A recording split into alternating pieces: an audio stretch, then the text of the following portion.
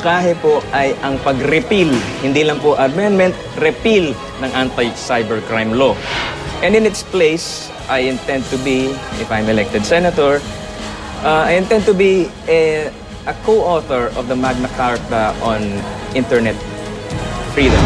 Uunahin kong ipanukalang batas yung People's National Cooperative Bank na siyang magkakalag sa tanikala sa mga tinatawag nating sagigilid o mga masang Pilipino na makalaga na sila sa tanikala ng 5-6 financial scheme sa ating bansa sapagkat ito ang magbibigay sa kanila ng equal opportunity para maging entrepreneurs.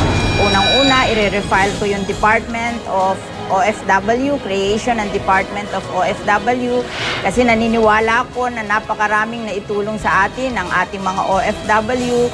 Kaya dapat mag-create ng isang department na walang gagawin kundi nakafocus sa mga problema at sa mga ibibigay nating mga benepisyo sa ating mga OFW. Kailangan i-amend natin Universal Healthcare Act para sa ganun ay hindi lamang insurance ibibigay po natin sa ating mga kababayan. Kasama na doon po yung libreng gamot, libreng bayad sa doktor, libreng paggamit ng equipment sa iba't ibang government hospitals. Pero doon sa hakbang na yun, kailangan pagandahin po natin ang ating mga hospital.